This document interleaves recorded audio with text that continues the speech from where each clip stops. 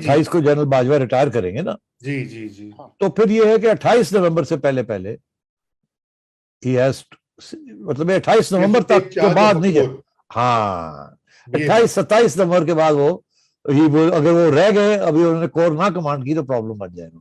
बिल्कुल बनेगा, बिल्कुल ठीक, बनेगा। तो इसका ये मतलब है कि अब से लेके एंड नवंबर तक एक विंडो है उनके लिए।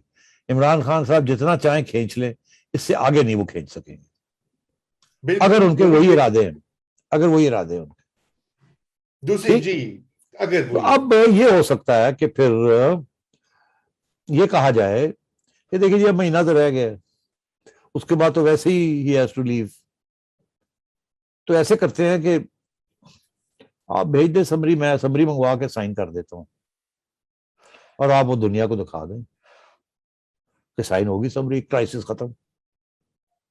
फर्क ये होगा कि उसमें लिखा होगा WEF, जी, with effect from from some date in नवंबर।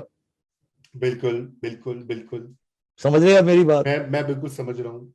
तो उससे ये होगा कि जी उस समरी भी साइन हो गई, जनरल साहब कोर भी चले जाएंगे, नया आर्मी चीफ वो वही साहब जो पहले नॉमिनेट हुए हैं वही आ जाएंगे ISI में, और प्राइम मिनिस्टर ये कहेगा कि मैंने तो अपनी हाँ सिविलियन अथॉरिटी सुप्रेमेसी कर दी।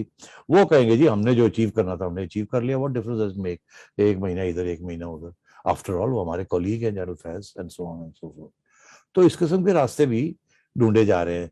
अब उसके दरमियान कोई इंटरव्यूज होंगी, नहीं होगा, थोड़ा टाइम लगेगा, एक आया दूसरा आया, एक चला गया, एक को फिर बुला लिया गया, एक महीना कट जाओगे। जी।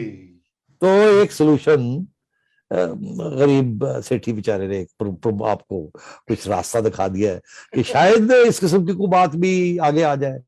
अलबत्ता ये भी हो सकता है कि वो कर दें अभी जाके साइन टा टा टा, और चलो जी खत्म करिए गल, और ऐसी भी क्या बात है।